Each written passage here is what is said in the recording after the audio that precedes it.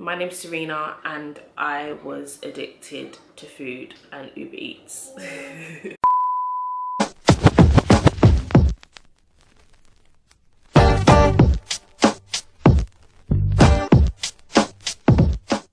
Hello guys, and welcome back to my channel. If you are new here to my channel, please make sure you hit that subscribe button down below, and if you want to get notified for any time I put out some amazing content, then please hit that bell button and that will notify you when I have put up a video. Also at the end of the video, once you finish watching the video, make sure you comment, like and share the video if you feel it's something that you would like to share. So as you can tell by the title of the video, like I say in every video, I'm about to talk about my reasons for starting keto and the backstory behind it. Obviously, I'm still in the same setting as I was yesterday, so if you hear Ezra gargling in the background, that's why. But he has been fed now, so he's in a better mood. So yeah, the reasons why I started keto is because I was battling, I would like to call it an emotional / comfort eating situation. For the past few years, I've done a lot of comfort eating, and that all stems from me having a lot of anxiety and going through depression at one point in my life, where I still have anxiety now, but in terms of depression, that was one point of my life. I don't really go through depression anymore.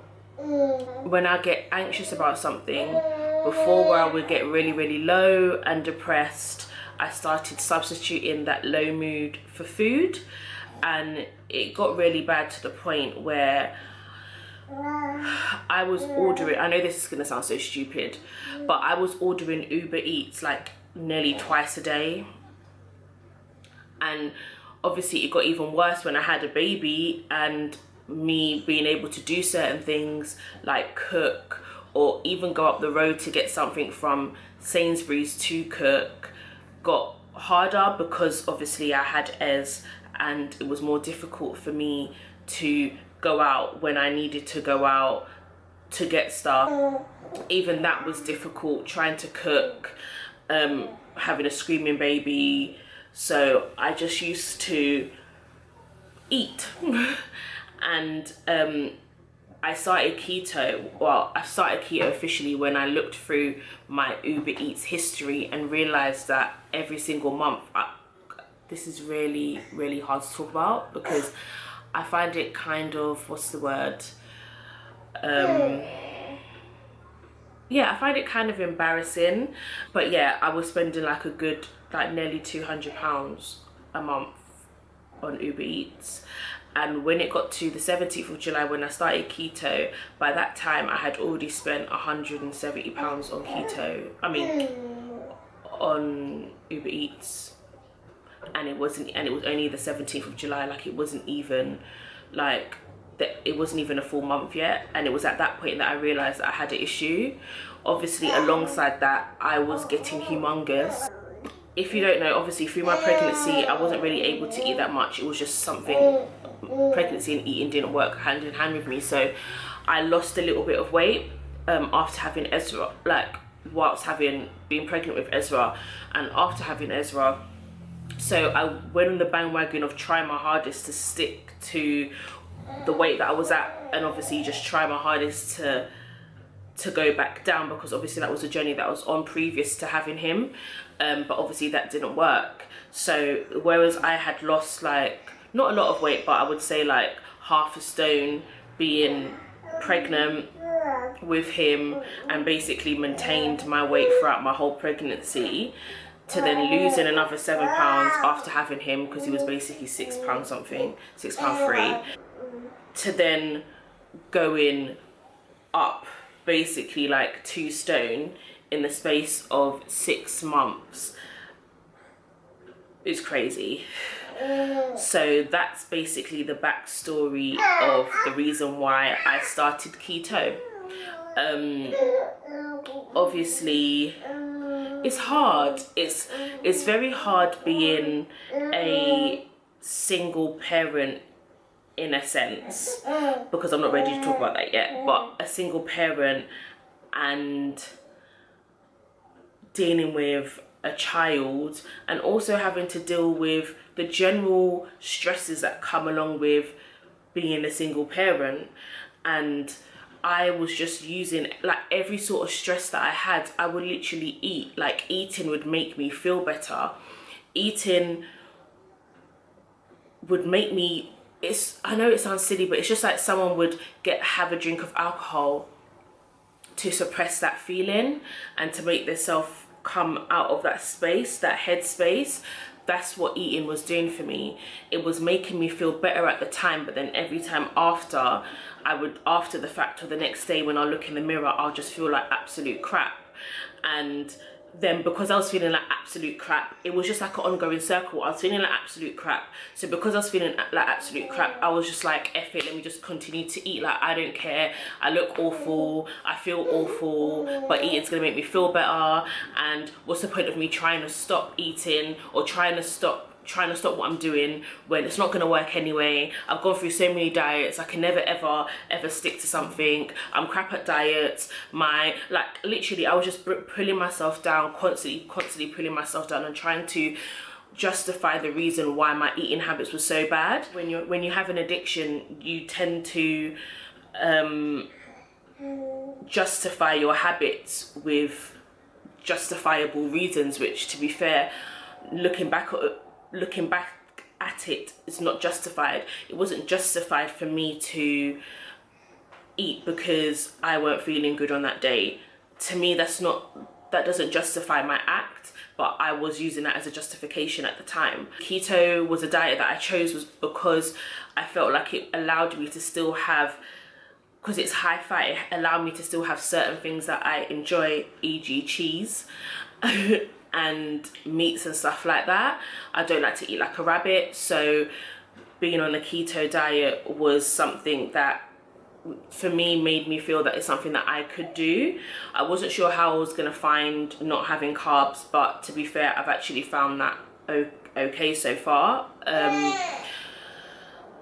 And yes, obviously now I'm at a point where I've lost 11 pounds and I don't feel like I feel completely different. Like, I feel like my friends have said that they can see it in me, they can see it in my face, they can see it in the way I look, my dress and all that kind of stuff. But for me, I can't physically see a proper change yet. I've been taking pictures, I've done measurements, but I haven't done a remeasure. I'm not going to do that until not next week, the week after. But I can't see a full-blown difference in myself yet, but I'm not giving up. I want to be able to go to soft play with Ezra and go up inside, like climb up inside those little things, like the nooks and crannies, to be following him around. I want to be able to do that. Obviously, at the weight that I'm at now, I'm not able to do that.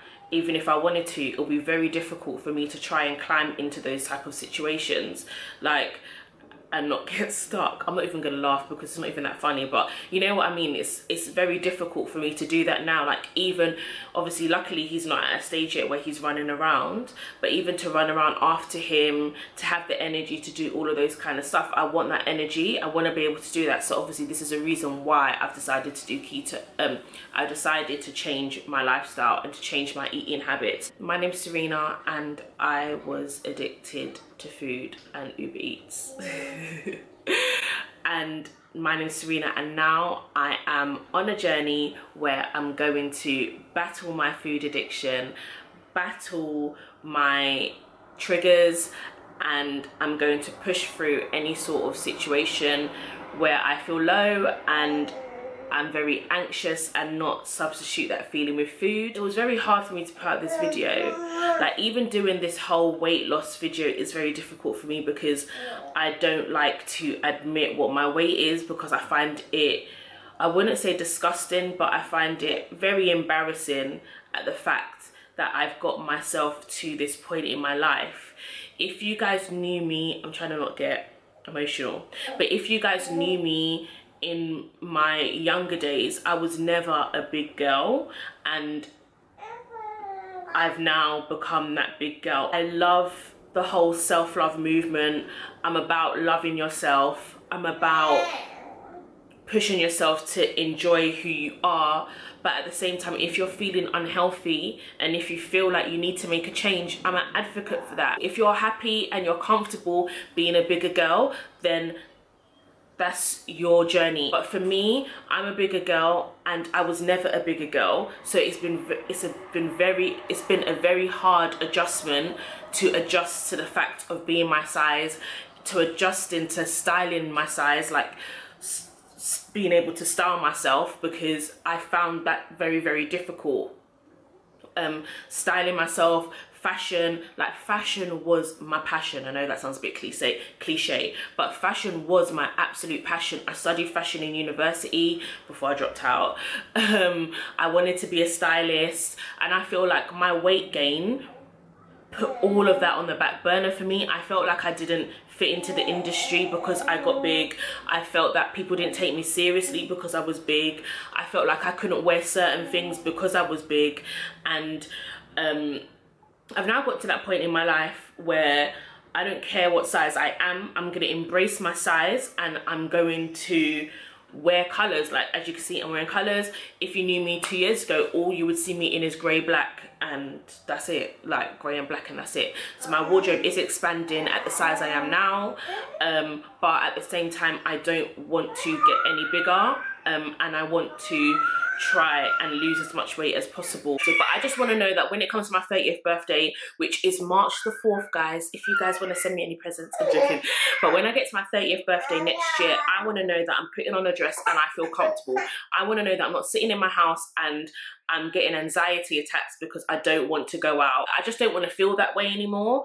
So because I don't want to feel that way, I'm on this diet and I'm on this journey. I'm putting it out there because I'm 100% on this thing. It's the 100% first time, yeah, that I've actually stuck to something properly, like as well as I have with this keto diet.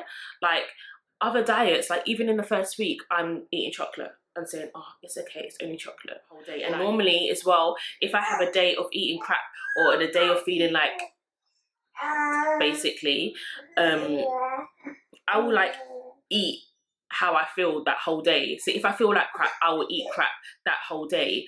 So sorry guys, just bear with me. I had to give Ezra his dummy again. But yeah, I would have days where if I feel like crap, I will eat crap.